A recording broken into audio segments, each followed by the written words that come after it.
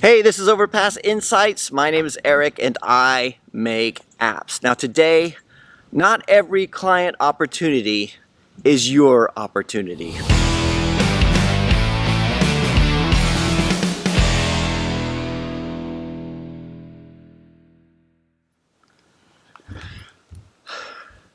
As an app developer and as a small business person who hires teams, and I have my team in the Philippines, I have the teams I work with in India. As a small business person, it's always difficult to turn down opportunities. So if a client comes to you with a project, it's always difficult when you have to say, I'm sorry, we just can't work on this. And there could be loads of reasons why you can't take on a project. It could be you just don't have the time, you don't have the skills. So like they may come to you with something that you might, you're pretty sure you could do it, but you've never worked on it before. And you're like, do I really want to take on that project? So that's another good reason to turn something down rather than think, I'll learn on the job, which I've done before. It's there could be that they just don't gel well with you. Like the client may be very pushy and bossy just when in your first interactions, and that's usually a red flag. You're thinking, yeah, you know what?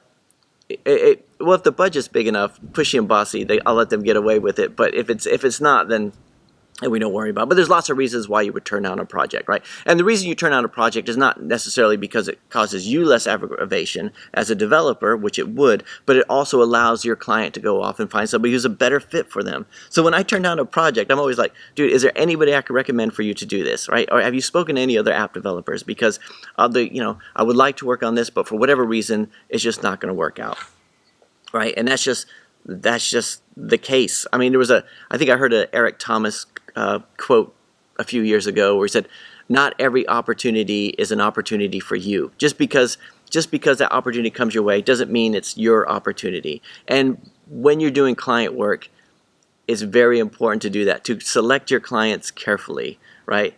I'm in a situation now where I've been in negotiations for a project for a couple months. I mean, it wasn't like full time, but it was just like off and on, where the conversation's going. Could we, changing the terms and conditions of our contract. So I gave a quote. It was outside their budget, so they said, could we bring it down? So we made some changes to it so we could bring it down into their budget. They said, can we add these changes to the terms and conditions so that the support contract is longer or whatever? So okay, yeah, we could do that. Then it was like, can we change the payment terms? And after a while, it got to the point where my enthusiasm for the project is kind of gone. Like I'm thinking, whereas it's a good company, nice people, I met with their developers, but in the end it was kind of one thing to say, well, I'm thinking, already this is too much work. We haven't even signed on the dotted line. I haven't taken the first payment.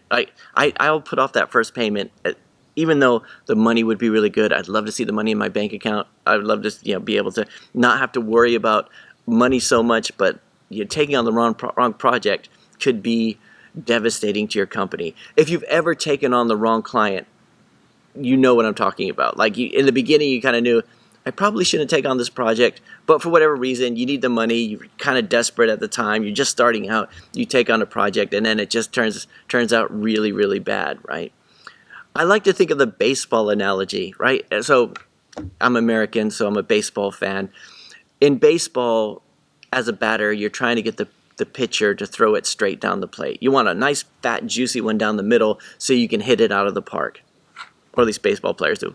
So you can hit it out of the park. You don't want balls. You don't want them to be swinging at something that you can't hit, right? And it's the same with projects, right? You don't want, some projects are going to come your way and you might think you can hit it. You might swing at it, but you can't. You want that nice, juicy one down the middle. You want to make sure your enthusiasm is as high as possible for the project. Your client has confidence that you can do it. You have confidence that you can do it, and that you provide the best service you can for your client, right? Otherwise, they would be better off going someplace else.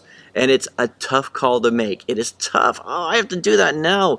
It's tough to turn down a project, but you do.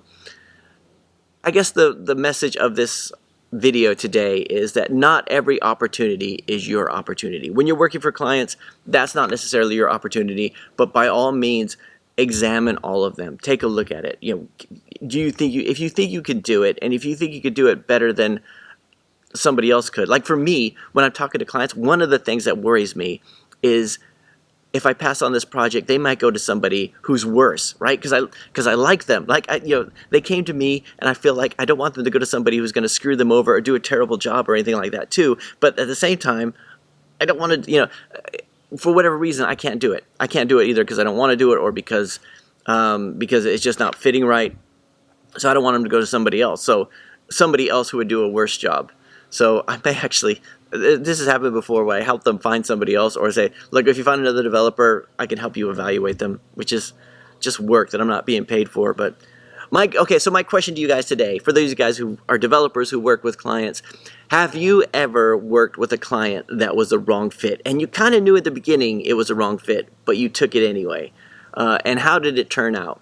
And I can understand if you're afraid your clients might see the comment. So if you don't put it in there, that's fine. But just if that has happened to you, put something in there. Put ditto or something. Put happened to me, that kind of thing. Anyway, that is it for today. I'll talk to you guys again next time.